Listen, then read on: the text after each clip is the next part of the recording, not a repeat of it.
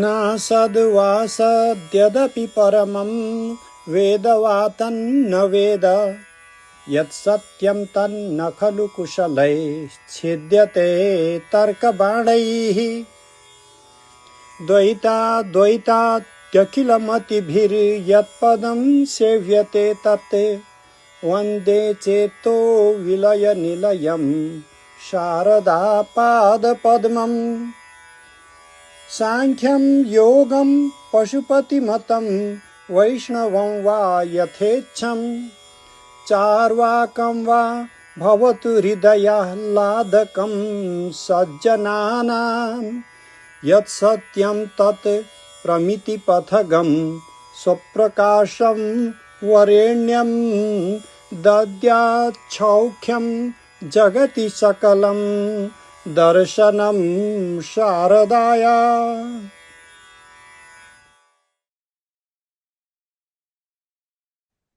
Welcome to the 10th talk in the Hindu Studies online lecture series at Vimarsha Academia. Professor Timosina will introduce the speaker for today. Thank you. I do not think we need even an introduction to Professor Prasad Chakravarthi. He is a big name in our field. Anyway, just a very brief intro. Professor Chakravarthi is Distinguished Professor of Comparative Religion and Philosophy at Lancaster University and Fellow of the British Academy. He is author of over 60 papers on a wide range of topics and 7 books, including Divine Self, Human Self, The Philosophy of Being in 2 Gita commentaries published by Bloomsbury, which won the best book in 11 through 15 of the Society for Hindu-Christian Studies. His most recent book is Human Being, Bodily Being, Phenomenology from Classical India from Oxford University Press. He is currently working on a book on emotions. For my own relation with Ram Prasad, I have known Ram for more than 2 decades. In these, we have worked in several academic panels, have published in several volumes together. But more than that, Ram has always guided me through jobs, promotions, publications. So Ram is, I say, like as a Shaivite, I go elsewhere. But ultimately, when my problems are not resolved, ultimately I go to Ram. So that's Ram Prasad for you. Thank you so much. Okay, can I start? Yes, please. Thank you so much, Stanishwar. It's seldom have I ever learned so much with so much joy as when I'm having conversations with you. And that's been the case for 2 decades. I'm going to share the screen and go from there.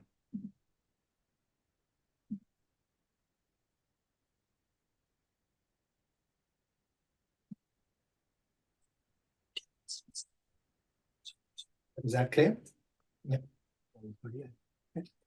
So you can use this right now. So I want to start with a fairly standard observation that everyone in the audience will know, which is that while there have been many parallels and comparisons between the metaphysical systems of classical India and the West, especially the modern West, and while systematic reasoning has always been put in both traditions towards greater understanding, the classical systems, Indian systems, of course, always wanted to know what the understanding was for, what would happen as a result of it. Now, that, of course, used to be and still is at the heart of, in the West, the Christian theological tradition, but fell out, as it were, the teleology of systematic thought in the emergence of modern Western philosophy. Let's keep that in mind. In classical India, as in contemporary Western metaphysics, one might make a distinction between broadly descriptive forms of metaphysics and revisionary forms of metaphysics, a distinction that's been, I think, was first made by Peter Strawson 50 or 60 years ago. Broadly descriptive metaphysics seeks to explain the structures of the world as presented in appearance, in our experience. Whereas revisionary metaphysics says that what appears and what we experience can only be explained through something radically different about reality than we face. Broadly, realist forms of metaphysics that take the world to be constituted by the elements that we encounter in experience in a non-skeptical way tend to be descriptive in their metaphysics.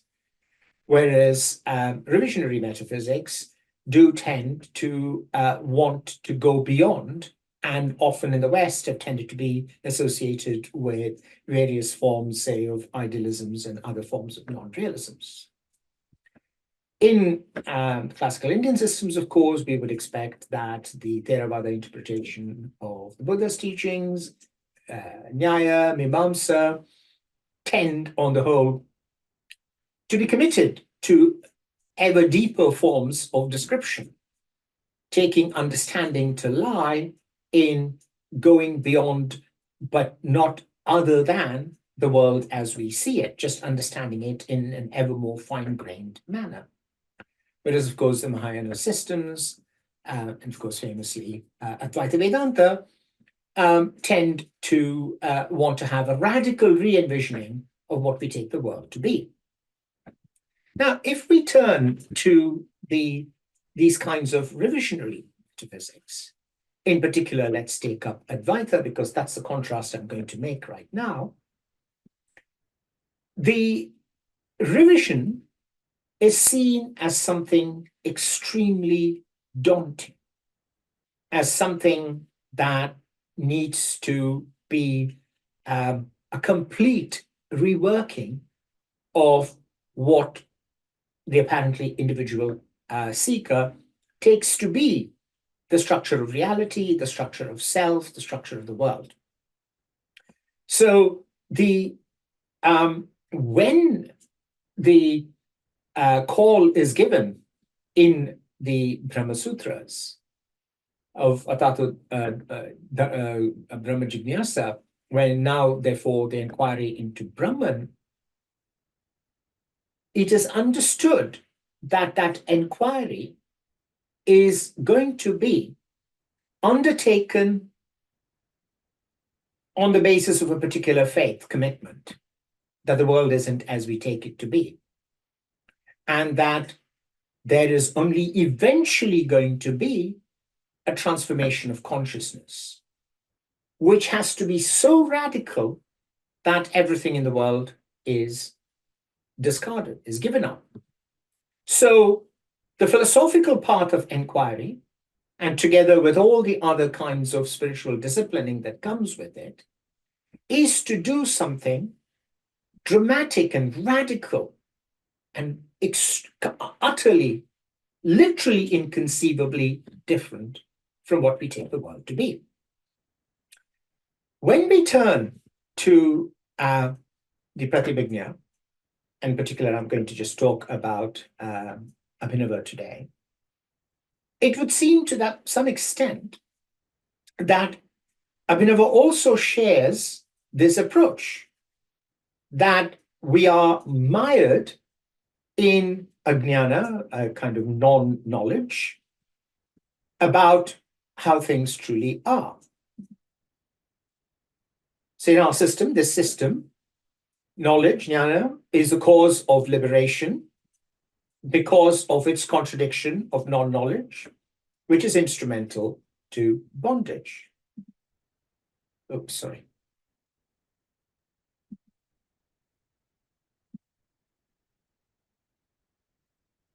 This ajnana is twofold. One abides in the intellect, in the buddhi, while the other pertains to the self.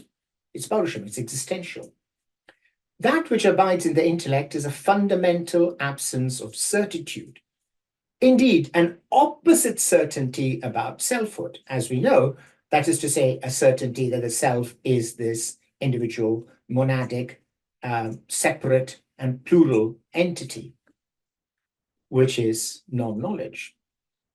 But non-knowledge of the self is a contracted and scattered understanding of it, constituted by thought constructs, and that is the root cause of samsara, of our miserable life cycles. So Abhinava says in the Tantrasara, which is what we're going to be looking at least some very small parts of it over the next 45 minutes or so. So up to this point, Abhinava is being perfectly conventional, in fact, alongside most of the metaphysical systems of classical India, and certainly as revisionary systems such as Advaita would say, to say you got it all wrong. And you are completely trapped in this wrongness, in this non-knowledge about selfhood and therefore of reality. He goes on then to add, non-knowledge pertaining to the self can be removed by means of initiation, diksha, and other rites. Nevertheless, when there is intellectual non-knowledge that consists of this indeterminacy, even initiation is ineffective, because initiation has to be preceded by certitude towards what is to be accepted and what rejected before there is purification of the ontological categories and union with Shiva.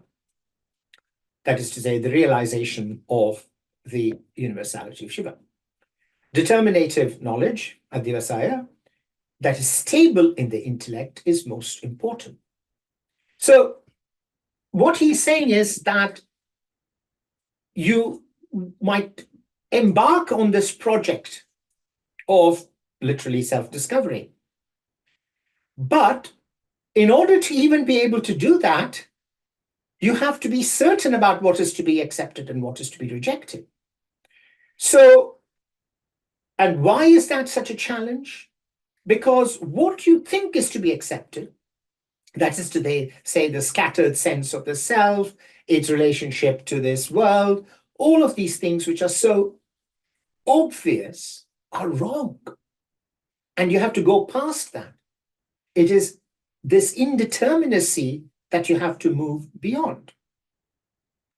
And only then are you going to reach this determinative knowledge that is stable, that will fulfill you in your search for union with Shiva. And this practice destroys even the non-knowledge of the self, because when knowing consciousness, as I'm broadly calling Samvid, in the form of conceptual thought is practiced, it ultimately ends in being free of thought. The self, that is the very being of Shiva, is undoubtedly the light of knowing consciousness, uncontracted by conceptual thought.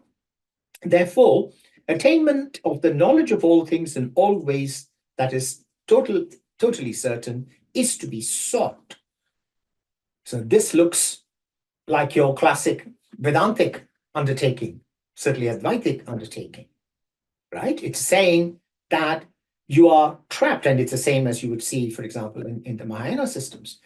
We're trapped in conceptual thought. You conceptualize yourself.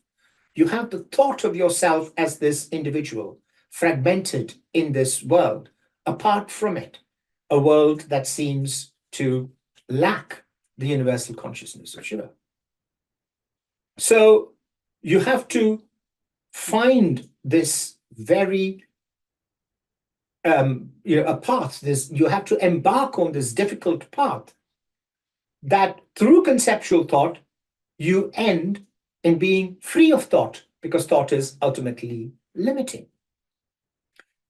because it's when it is unlimited that there is that knowing consciousness, and that knowing consciousness, of course, is the very being of Shiva. So you have to seek it. You certainly have to seek it, but it's not easy.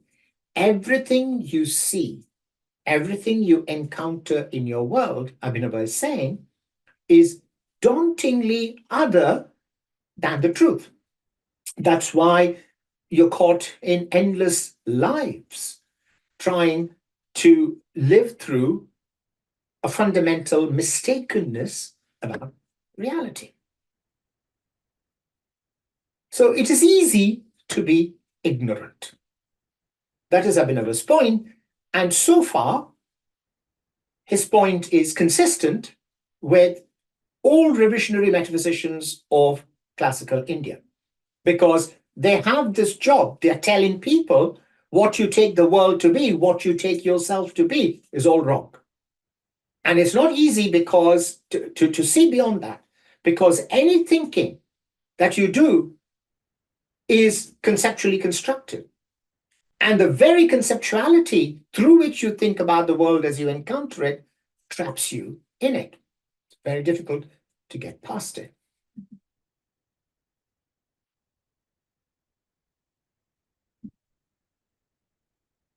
But at the same time, and this is what is very striking, Abhinava also says something quite the opposite, which is basically to say, but if you really think about it,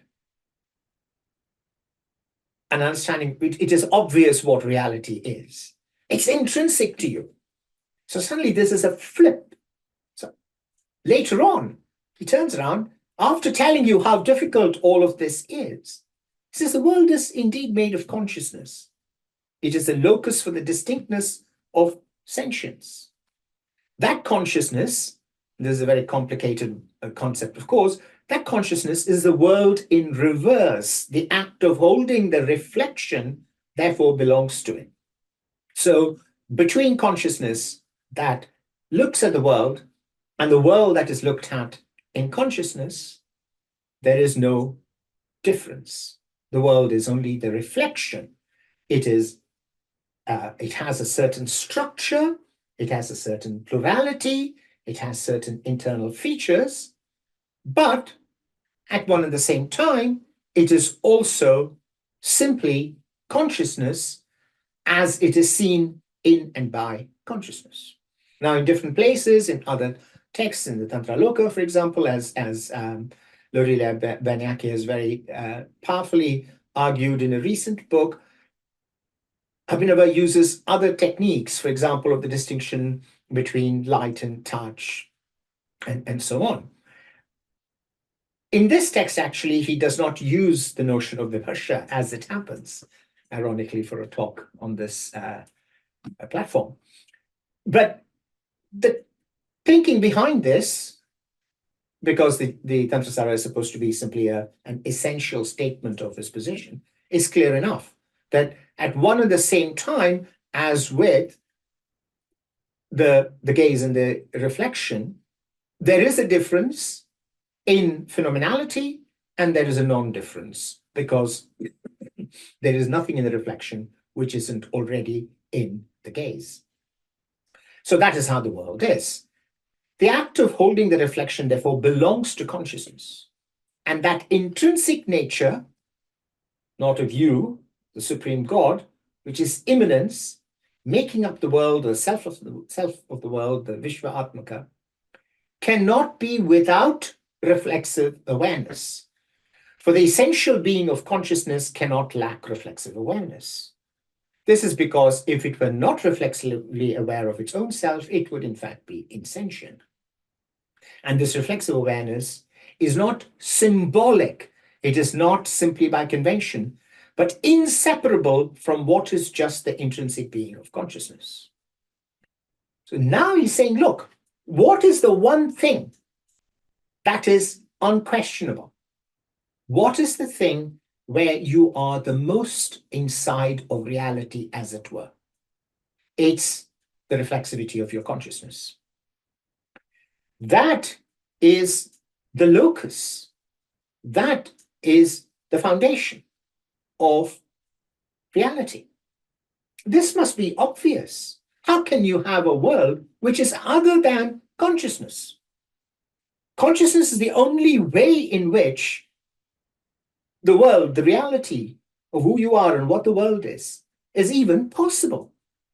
So any account, say by a realist, in which there is a world into which consciousness is then located, makes no sense, because it's only in consciousness that you're inside, within reality. It's intrinsic to your viewing the world that it is consciousness from which you start. Now, this argument is quite interesting, because this dialectic between the unobviousness and the obviousness that reality is ultimately consciousness is something that people who are nowadays, whether they call it themselves or have been termed that by contemporary thinkers, panpsychists, have been making this point. So you can go back in the West to the 19th century, to people like Royce and so forth, all the way to contemporary thinkers like Philip Goff or Peter Strawson, Galen Strawson. They all make this dialectic point. On the one hand, it's weird, right, to say that reality is consciousness, especially in the context in which we live, where physicalism, the notion of the world as fundamentally constituted by non-conscious reality, is the dominant view. It seems weird, it seems unobvious, it seems a fundamental failure of understanding to say, no, it's actually consciousness. So on the one hand, panpsychists today agree that it's extremely difficult to think of reality as consciousness in some way. And yet at the same time, they also want to say something along the lines of what Abhinava is saying, which is, no, think about it. What it is that you can start from, what it is that explains reality, or without which reality cannot be explained, and that's consciousness. So what is right is obvious, it's intrinsic, and that is that reality is consciousness. Having, however, already said, but it's easy to get it wrong. So it's in this dialectic between the obviousness and the unobviousness that Abhinava's position exists. Now, without going into any more any more elaborate defense, I'm going to say that there is a way in which we can understand Abhinava's position as panpsychic, basically to say all is consciousness. How we interpret it, what are the how we can defend it further, whether that's the best way of doing it, all of that are matters for another occasion.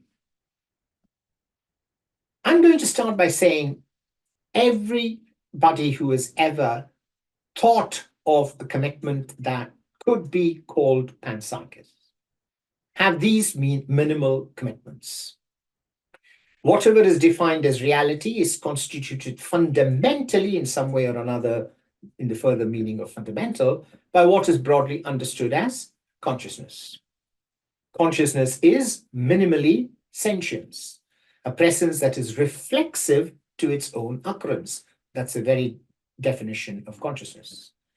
Being constituted fundamentally means that there is no need to or scope for denying different modes of being real, e.g., the physical need not be contrasted to consciousness. So there's no need for having different forms of dualisms. In sum, a diversity of entities count as existent in any count or functional description, but they are not irreducible to consciousness. So this is not, for example, absolute idealisms or other forms of non-dualisms. nor is it, for example, let's say Vishishtadvaita, in which there is an irreducible physical Brahman, which is not the Brahman that is self and absolute. Here, there is both a diversity of entities and they are reducible to consciousness. So that's how panpsychism takes its way through. If you look at these views, in the time possible, I'm simply going to state it boldly, that from even a few aspects of what Abhinava says, you could call him a panpsychist in this very specific way. That's not my main point, though, of this talk, because the main point of my talk is, if you're going to have a panpsychism which simultaneously is both really strange, really daunting to know, and yet is obvious, in the classical Indian way, we might ask, well, what are you going to do about it? Something that contemporary panpsychists don't say or don't have an answer to, whereas Abhinava does. So I'm more concerned about the practical consequences of panpsychism than I am in trying to defend here why I'm calling Abhinava panpsychist, except to say these seem to me to be philosophically fairly obvious things to say about what panpsychism is, and I'll take you through a few passages from the Tantrasara which seem to adhere to broadly these commitments. So here is a succinct version of this panpsychism. Here, Svabhava, intrinsic being, is what is ultimately to be attained. This intrinsic being of all entities is of the nature of light, since what is not light cannot be intrinsic being.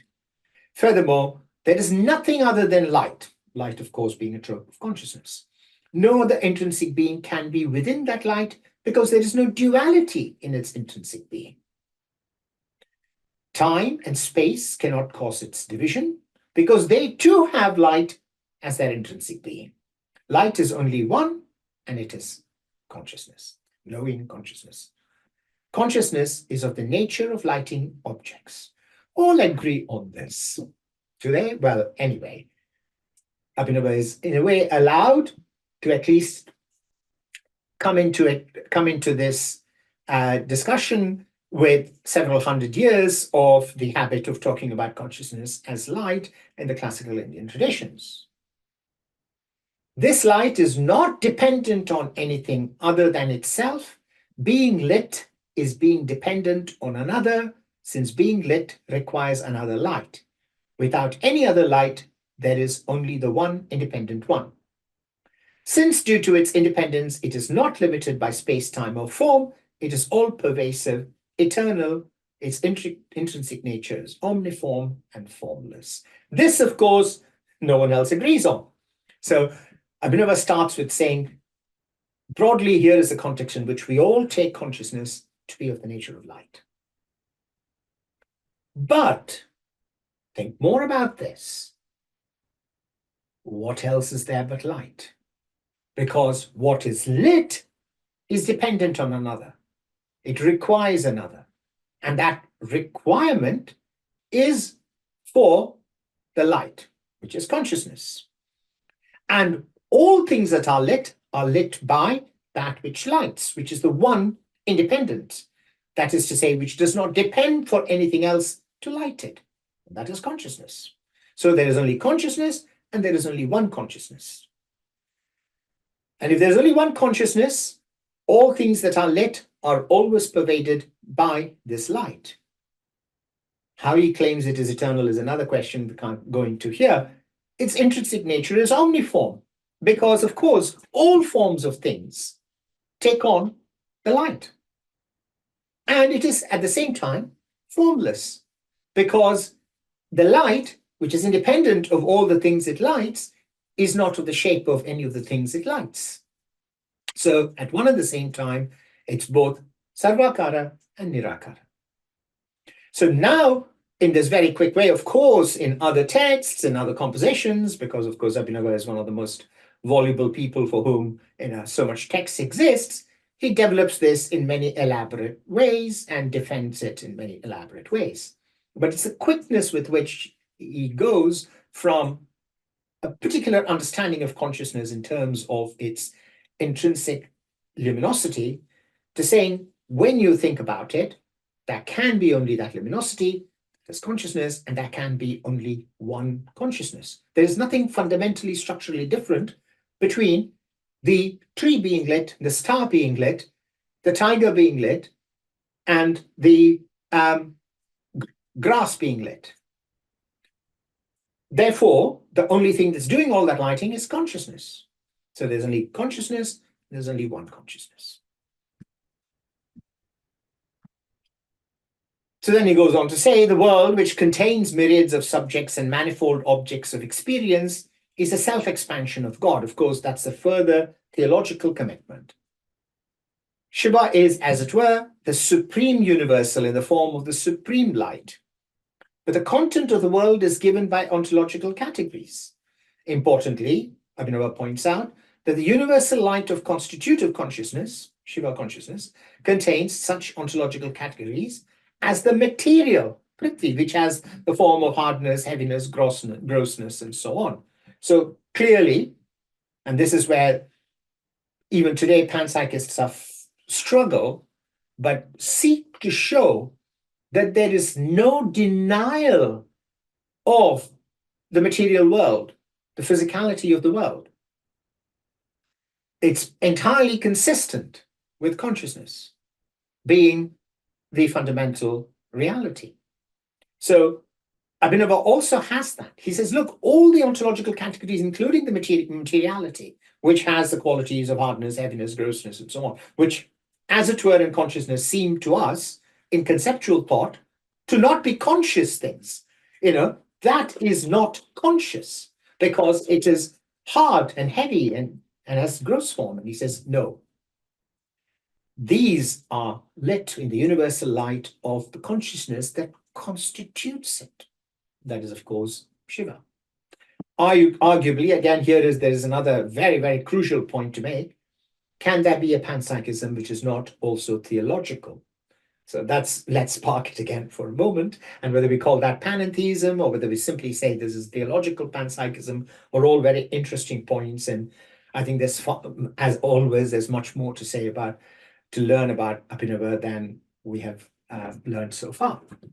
But for the moment, simply taking these as assertions of his position, his point is there is no inconsistency between the material world and the reality, the ultimate reality being only consciousness. The supreme God, whose intrinsic being is knowing, independent consciousness, is the body of the world, as well as the creator of the pot, etc. That is to say, individual things as well as the whole world of things altogether. This is because the consciousness of the potter is not something additional other than the universal consciousness. It is one with the consciousness of God, with the body of the potter being cast among the multitude of existence. Question: how then does the potter have the abhimana, what I call the self-conceit, that his body is the agent? Answer: this, as much as the pot itself, is made by the supreme God. On this account, the doctrine of the totality of causes confirms the agency of the knowing consciousness whose body is the universe. So this here he just sums up something that, of course, is constantly being a challenge to Pratyabhijna philosophy as much as it is in contemporary panpsychism, which is the double-sided challenge. On the one hand, how is it that there seems to be a difference between consciousness and the body and all things in the body?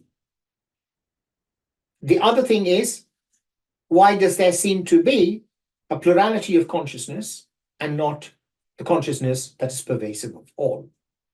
So, of course, here Abhinava simply asserts panpsychic point that both the individuation of consciousness and its apparent separateness from the materiality of the body are both, in fact, part of the constitution of consciousness itself, which, of course, is Shiva. The ultimate reality is only of the nature of unlimited knowing consciousness and transcends all ontological categories culminating in Shiva. This is the place where individual things are stable, and this is the dynamism of the world. It is through that that the world breathes, and that is the I. From this, we may say that the I both transcends the world as Shiva and is immanent in the world. Here we begin to see why some of the biggest challenges to panpsychism, contemporary panpsychisms, which reject a theological reading, do have a problem that the theological reading might not, because it becomes mysterious in what we might call a secular panpsychism, to say what is the universality of consciousness, that it permits and sustains this world in this way. But again, setting aside that point, I'm here simply sketching out what I take to be Abhinava's position.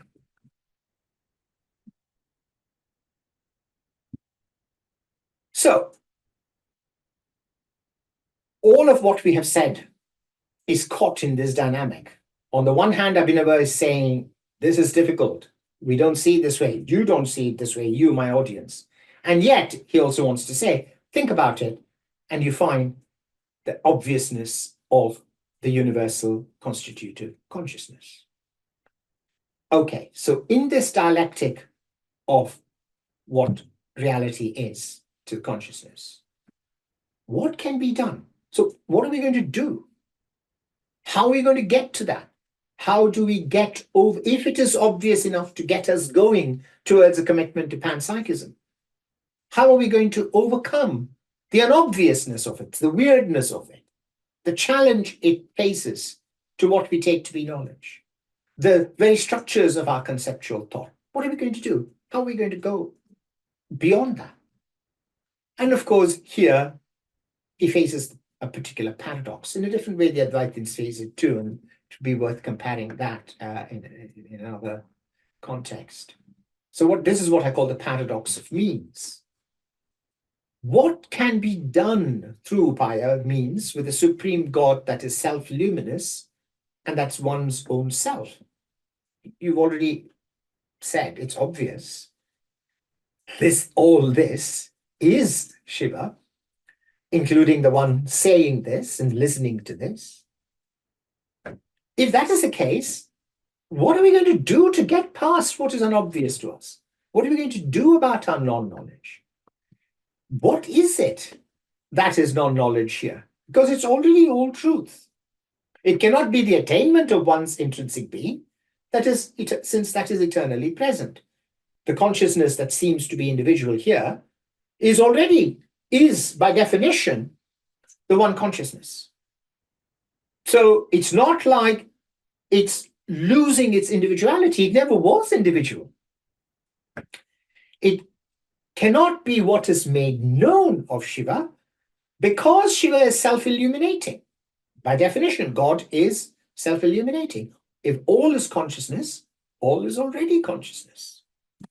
It cannot be the removal of the veil of non-knowledge, because there are truly no veils. Because if there were veils, which were not then consciousness, then this would not be one universal consciousness.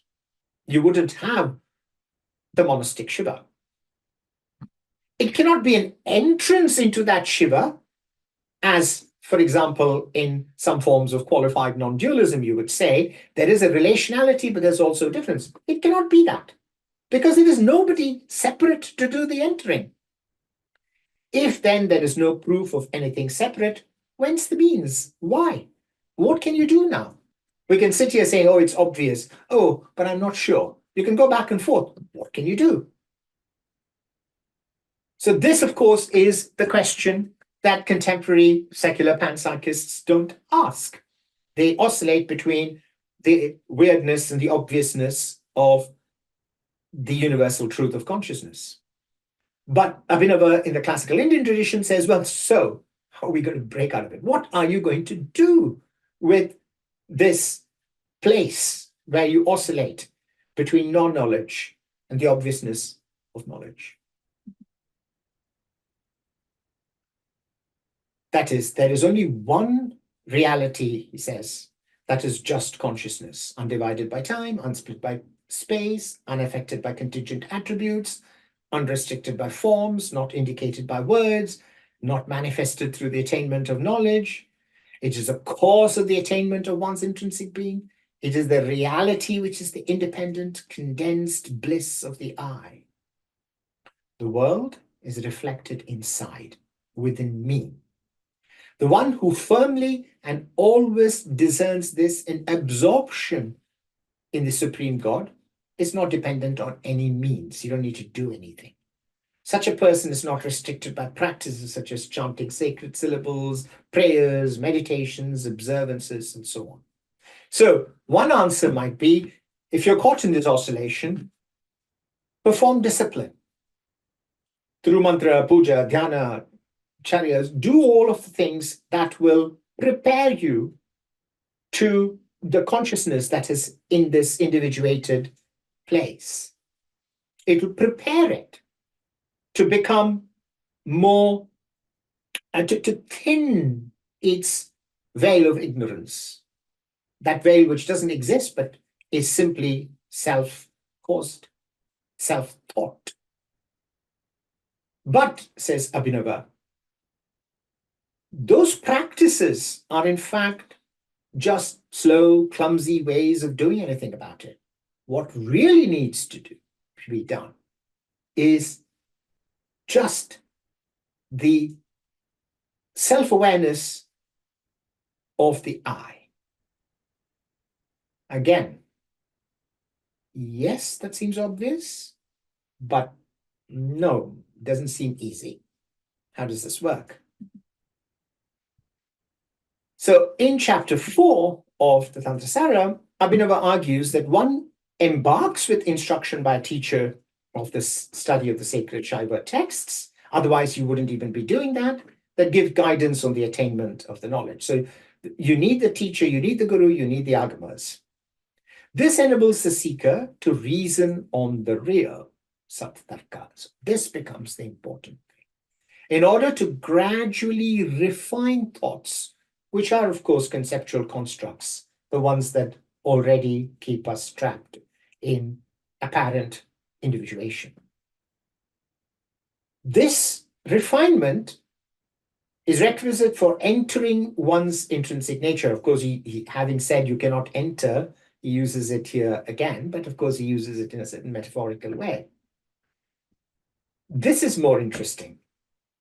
This refinement of thought, he says, this shatters the limiting self-conceit that all of us creatures have due to the force of our ordinary conceptualization about ourselves and the world.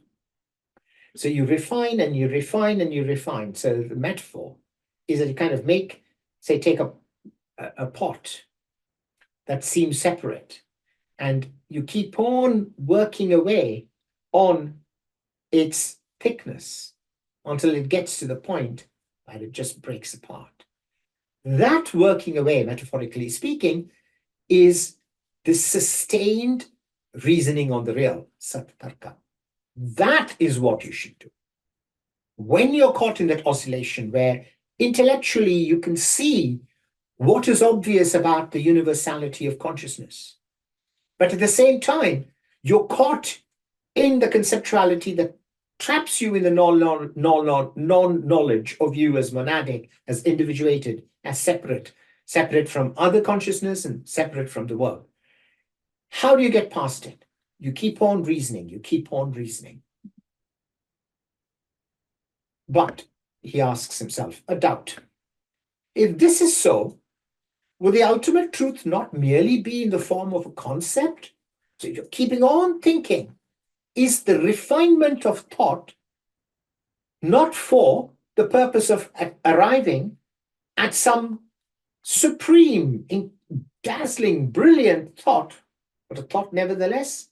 Isn't it still to be trapped in conceptualization?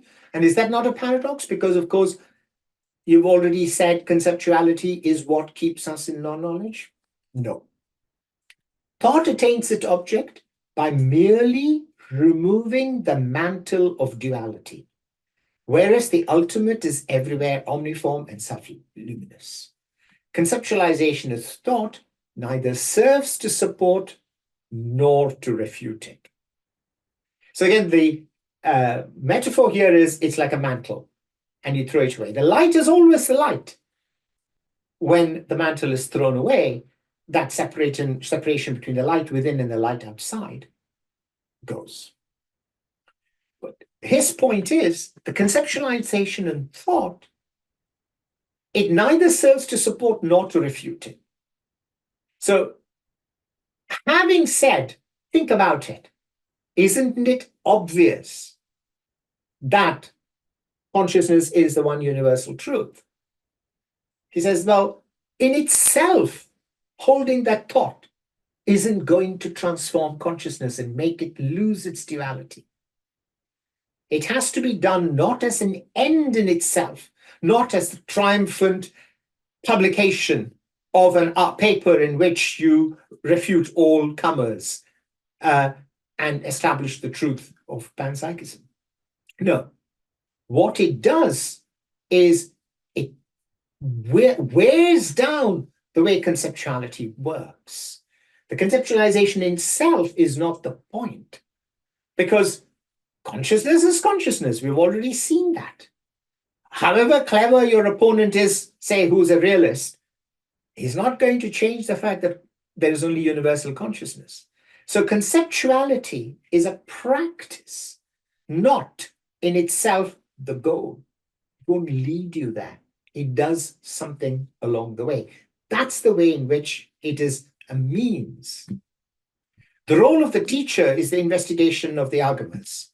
And the role of the agama is to give rise to proper conceptual thought that we've been talking about, which is then the origin of the generation of interconnected thoughts that are coherent and certain. Such an interconnected series of conceptual thoughts is said to be reasoning on the real. It is called disciplined, what I've translated bhavana as, is a disciplined imaginativeness. Through it, even an indistinct past object is made as of present by rendering it distinct. In this context, apart from reasoning on the real, which is the light of purified knowledge, there is no other limb of yoga discipline, which is obviously a means. None of the other things help. What you have to do is this particular practice of reasoning on the real, which is bhavana, which is to ask all these things. It is a way of thinking about the nature of the world, things that are blurred in you, things that we don't take for granted. You just kind of think, oh, I bump into the door, I can't walk through it, so you don't walk through the door. Bhavana says, what are you going to conclude from it? The conclusion from it should not be, oh, here is something that is non-conscious, but rather the conclusion, for example, could be that consciousness takes on even materiality. So the nature of your experience, for example, cannot stand in the way of the truth of universal consciousness. That's just an example. You need to be imaginative in your reasoning. You need to find new ways through. And of course, in his many longer works, you see Abhinava doing that in many different genres, through many different techniques, through many different styles of reasoning. He guides people through how to reason imaginatively, because the practice of reasoning imaginatively is not to arrive at a really self-standing, coherent concept. No, it is to remove the mantle of duality. What is reasoning for? It has already been said here, he says. It and nothing else is the only way of removing the mantle of duality. Or even with ordinary study, since the form of everything is itself consciousness, it is the manifestation of whatever the desired form, the body, etc., and the subordination of other forms is. Nevertheless, as it has been said, nothing can be deducted from the ultimate reality. It's already there, all consciousness. Even the mantle of duality is not a separate thing. It's not like a real mantle, as it were. but rather it is only not knowing oneself. It has therefore been said that that removal of duality is by clarifying conceptual thought. So, in a sense, conceptualizing the reasoning of the real is conceptual. It has to be done in these very difficult ways, imaginative ways. But what it does is to thin away, attenuate conceptuality until consciousness, which is doing the thinking, is no longer thinking of itself as separate. Is that a thought of unseparateness, or is it the cessation of thoughts that separate? So I think that is a point that needs always to be pressed. And we do not have the space and the time to think about it or subject Abhinava's view to greater criticism, but that is presumably where we would find the greatest locus of critique of his view. Then he ends with saying, the ultimate reality is essentially luminous, i.e. conscious, by itself assuming the form of not knowing through its own independence. So here is a point where secular panpsychists say we cannot be having theology, because then we are caught with asking, why would a universal consciousness that is God deliberately self-limit? So some contemporary Western panpsychists say, let's not have theology. It's not worth it, because you end up having, in a way, to have to explain why then is there this self-limitation. And of course, the theological response is that that is itself inherently characteristic of Shiva, to allow for non-knowing through its own independence. So that's another issue. If there are some challenges with secular panpsychisms, there are also challenges with theological panpsychisms. By gradually abandoning not knowing, it becomes ready to expand. Then it expands, finally becoming expanded. In this way, it comes to shine to itself in stages. This shining is the very intrinsic form of the Supreme God. So for that reason, the limbs of yoga are not direct means. They cannot bring this about. Rather, he says, we favor reasoning, Tarka, and reasoning on the real alone is the direct means. It is clarified knowledge, which is refined in several ways. Here he's a little bit more conciliatory about the systems. At other places, he says you don't need any of that. He says, well, while you're doing that reasoning, of course, you have to do yagas and homas and japas and vrata and do all the different limbs of yoga. Those are surrounding forms of discipline. So he gives a slightly more conciliatory view of the matter. But the core of the point is, if you see the world panpsychic way, what are you going to do about it? You're going to reason. And you're not going to reason to simply arrive triumphantly at an intellectual position. You do it so that the consciousness that it's bearing those very thoughts is able to clarify itself free of those thoughts. So you cannot be a panpsychist without practicing thinking about panpsychism. Thank you.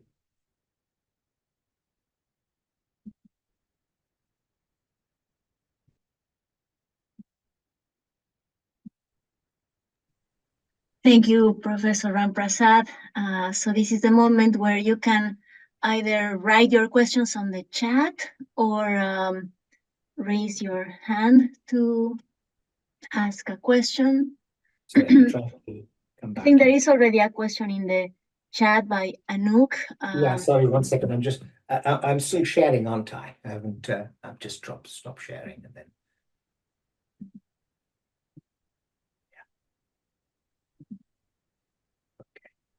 Okay. So, yeah, Anouk, if you... Yeah, I can also speak it out. I'm audible?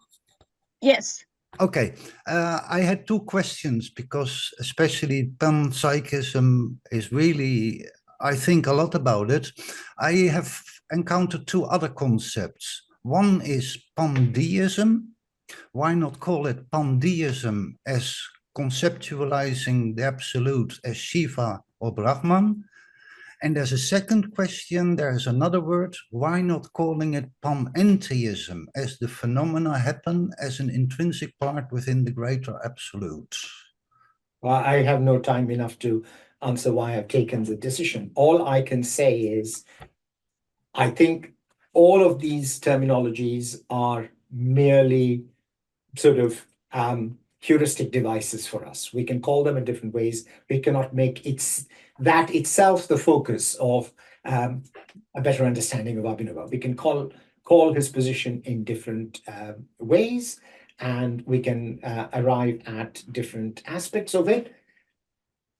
As it happens, I think we need to think a little bit more about how the word panentheism is used quite captures what the theology of Shiva is doing in Abhinava, but you could develop it. I mean, Lorilei has, for example, done that very well. I'm not particularly hung up on those words. As I said, for me, I was using panpsychism simply by saying that word is definitionally at least requiring of a certain set of commitments. And Abhinava's words show that he abides by those commitments. So it's not wrong of me to use that word as a way of talking about his position. If you want to complexify it in different ways and label it in other ways, that's fine, so long as it helps us in the time we have, in the pages we have, where we write, in the context we write, we are able to advance our understanding of him. We have Jori Pure to ask your question, please. Yeah, it seems like in this exposition by Abhinavagupta, this disciplined imaginativeness through reasoning and conceptuality, it kind of reminds me of the the threefold process in Vedanta, particularly in Mananam. And so I'm wondering, does he explore what a nididhyasana might look like in Tantrasara? Not in the Tantrasara itself. I think there are far more sustained ways. For example, he looks in the Tantra Loka.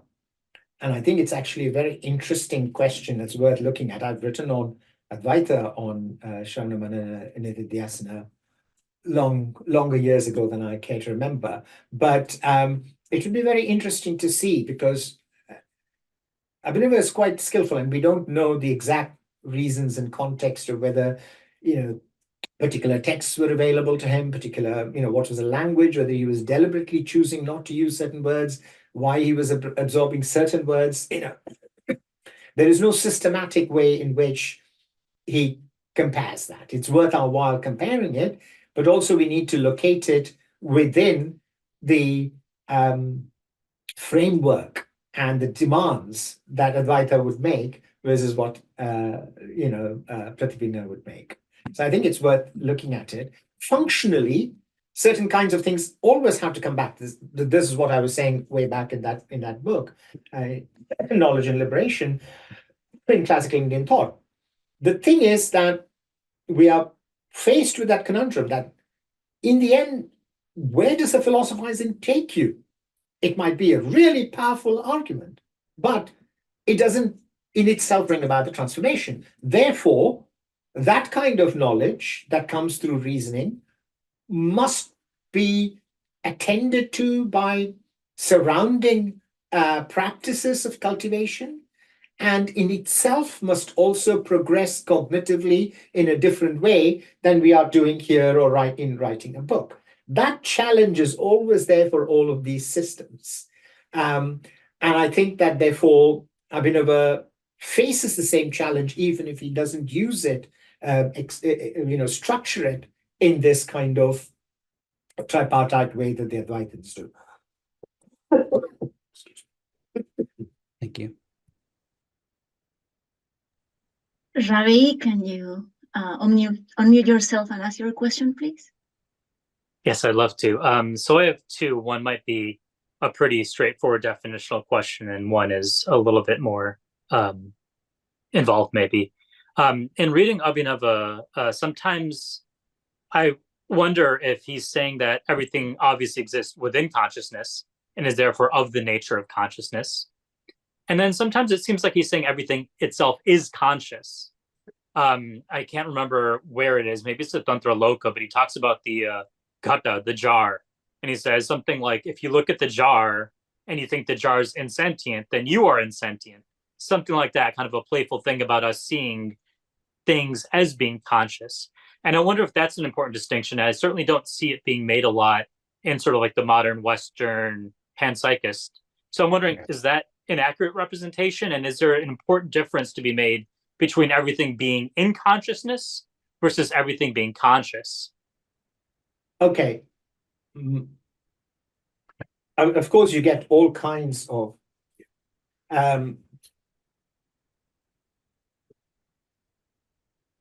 given the nature and range of his texts, or even a single text, you're never sure, you can't always you don't get gotchas with say, oh gosh, you said this and you've said this here. But we have to be careful about thinking about it has consciousness, because that will definitely flout the broad Pratyabhijna view that consciousness isn't a property or a quality. So something has consciousness, something has not consciousness.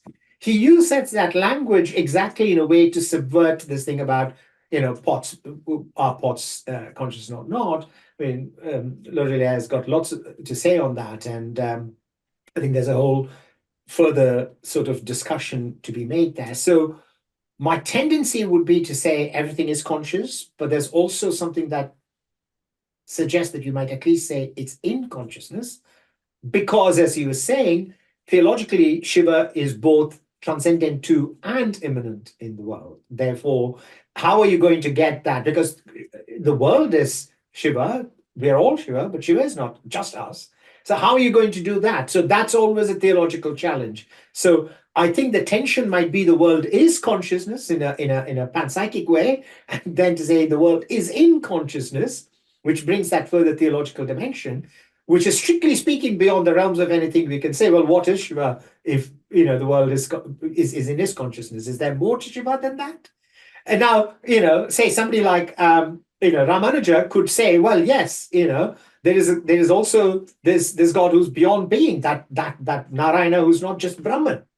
I don't see Abhinava making that move. So how he balances those two, I think, is another aspect of the theological challenge. Thank you. And my second question was about reasoning, right? So when he talks about reasoning, one of the things he talks about is the Shuddha Vikalpa. And he says, ultimately, we can have these dualistic thoughts, but there's some that are pure, some that are unpure. And he says, obviously, that the pure dualistic thought is Shivoham, right? And so in that way, we're almost creating some sort of conceptual, some sort of word or term that represents the Kula, the totality, right? And I guess that's a form of reasoning, but then don't we also do the exact same thing with mandalas? So in Trika, we have this mandala that represents all of the above. And so I wonder if thinking about it, and obviously he uses the word Sattarka, but thinking about it purely in terms of reasoning almost seems like too limiting, because we're finding all these different modes of representing the totality through symbolism or through mantra or through all these different ways. And then we engage with it somehow, and then it transports. So I'm wondering if you have any thoughts about that, as well as, Sure. Do we have to think about it as reasoning, or is it also engagement with symbolism and imagery in the form of mantra and yantra? They're also thought, they are broadly kalpa, right? So it's all conceptual. This is the classic, all these revisionary systems, whether Hindu or Buddhist, they all have their cake and eat it too. You find this also and I say it in a kind way, because I know that this is a challenge we face. How do you show the boundary? Right? Because in showing the boundary, you're indulging in performative contradiction. Right? So the same thing happens in Shantarakshita and Kamalashila, talking about in very similar ways, about what conceptuality is, because it's got in a different way. Vachaspati in the Bhamati talks about that thought about self-realization of all the things like Sarvam Brahmamayam and all of them, the Mahavakyas, as being the thoughts on the brink of destruction. I think Arindam Chakravarthi has talked about this as, that waking up, that last dream, that last moment of the dream, which is neither dream nor awakeness, but you can't wake without it. So those are the kind of things with Shuddha Vikalpa is exactly doing that. It's collapsing in on itself. It's the purest form. That's why I like that notion of Dalayat. It just breaks. It just breaks. And it was there and then it's gone. So what happened at the point of the pot shattering? I think that's what he's trying to get at. And so, yeah, thought, I take your point, symbolism, imagery, but they're all concepts. It's that last concept. Thank you. Good book to write, The Last Concept in Indian Thought. We have a comment by Lori Leai in the chat regarding these conversations. I don't know if she wants to say it aloud. Yes, please do. Yeah, sure. My connection's not great, so I'm going to not try to sort of do the video here because I think I'll lose you guys. Thank you so much. Fantastic talk. Particularly, yeah, you made a lot of really good points. I think especially good is this one of the points that you made about the this fine line between being a thought, the idea of a thought being beyond thought, and also the actuality of it. That's really, really helpful, I think. But also I wanted to just get your take on this idea of consciousness being translucent. One of the things that I mean, you're just talking about this notion of the point where thought vikalpa sort of is destroyed, and I think it's in the 3rd chapter of the Tantraloka where Abhinava talks about the theory of pratibimba vada, and what he says there, I thought I was very interesting what he said there. When I was reading, I was just wrote several notes about it because I was surprised that obviously he's drawing from a long-standing literary tradition of reflection and how mirrors are used as sort of an example of and how that gets sort of, connected to the notion of buddhi or intellect for Samkhya and other schools as well. But then he sort of extends it to this notion of like, how does a thing reflect something else? A mirror can only reflect one of the senses. Within a mountain, that has a capacity to reflect only one other thing. It can reflect sound. And so these are not pure forms of reflection. They're just sort of actually sort of partial form.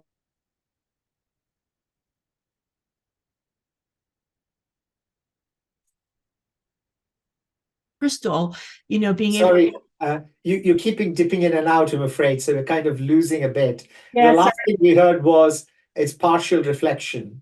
Yeah, sorry about that. My connection's not good. Then also this idea that a crystal that we find in Advaita Vedanta is being able to reflect the red color of a rose, and so that and it's because of this capacity to reflect, and that in Advaita Vedanta it's the crystal itself, which is itself. Abhinava's idea here is that.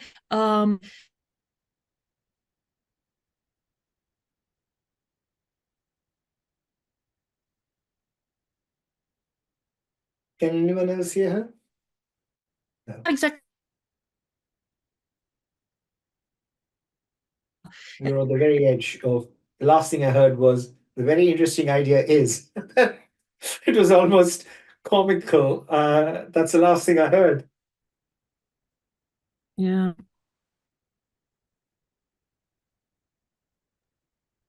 Oh, She's gone. could you just leave a message? Oh, I think I just got back here. Sorry about that. My connection keeps going in and out. We heard you say that the interesting idea is, and then it just went. Well, I think that the interesting idea here is that this connects to your notion of Sattarka, I think. I'm not exactly sure how, but I have this hunch that the way that he's talking about the translucence of consciousness and its capacity to absorb is what makes it different. It's better than, say, the analogy works for like a mirror and an echo, but consciousness is different because it has a greater capacity to absorb. And I think somehow this is connected to your notion of Sattarka, but I'm not exactly sure how. So anyway, just elaborate on that. Yeah. Thank you. We have probably time for a couple more questions. Oh, if you can elaborate on it as well, that would be wonderful. I'm not, it's really not a great comment, and it's not even a proper question, but I have a hunch that it's connected. And so, maybe if you just tell me how it's connected. Okay. Okay. See, I hadn't thought how it was connected.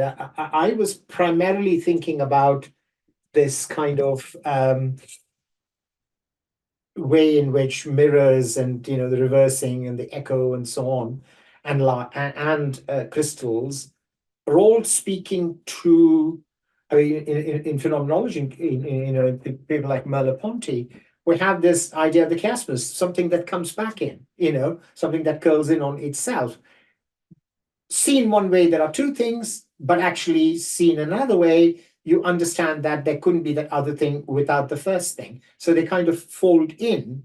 And that, of course, that fascination with what is in the mirror it's found in lots of classical Indian thought. So I was primarily thinking about the metaphysical payoff of thinking about the world as how do you at one and the same time hold that there is a world that is presented in this riotously diverse, largely physical way, whose features seem to be the very opposite of the consciousness of that world.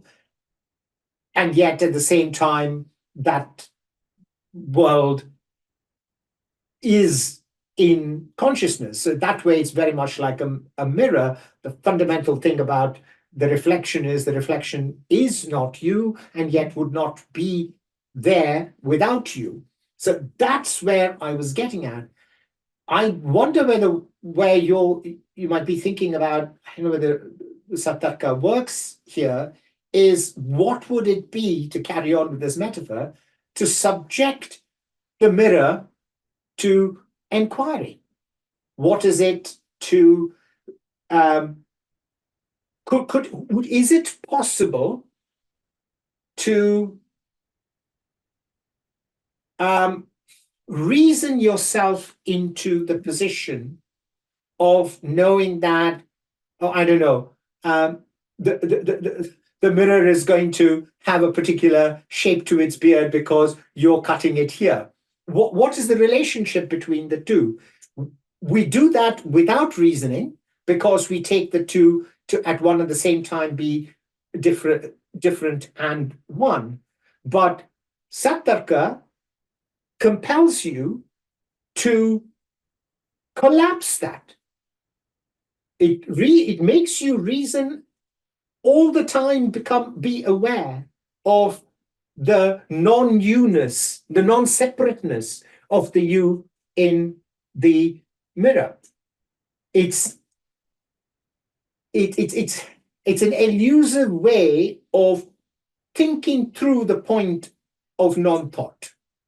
And that's actually difficult when you take the literal thing about the mirror and say, can you do that? Unthinkingly, we treat the mirror as dependent on us, but can you thinkingly do it? Can you thinkingly keep at one and the same time an awareness of that world in the mirror as you, but realizing that it's actually just you. It's not something separate from you. How do you operate in that way? So I think that there is that turning on the point, the same kind of thing we were talking about previously, which is how there's this form of reasoning and getting to the Vishuddhikalpa and so on. So all of that kind of gets you to a point of keeping the oneness and the separateness together, which we are never able to do. We either think of ourselves as ourselves, or we think about the mirror as separate from us. But how do you keep them together? Does reasoning get us there? So that's the nearest I can get to, Lauren. I don't know whether I'm getting any closer to the kind of answer you were expecting. No, this is fantastic. I mean, this is fantastic. Thank you very much. I think, yeah, and I'll be thinking about it probably for the next several days too. We have a question by Philip Lamar.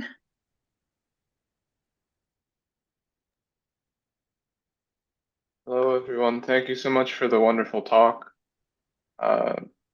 I was just thinking in my own experience, practice, and context of your discussion that Ananda seems to be not only integral, crucial part of Chitananda.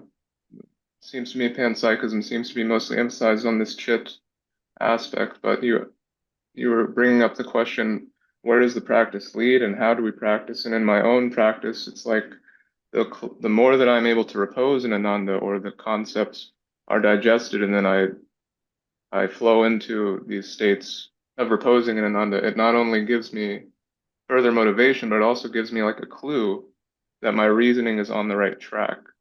And then I don't just get stuck in a reasoning loop, stuck in the buddhi aspect. And I'm just wondering, does Panpsychism have this sort of auto-correcting North Star? Because the Ananda seems to not just be something I'm after, something I'm trying to acquire, but something that is guiding me, that's giving me direction. So I hope that makes sense. I don't know whether, I mean, I leave it to others who've read Abhinava more widely.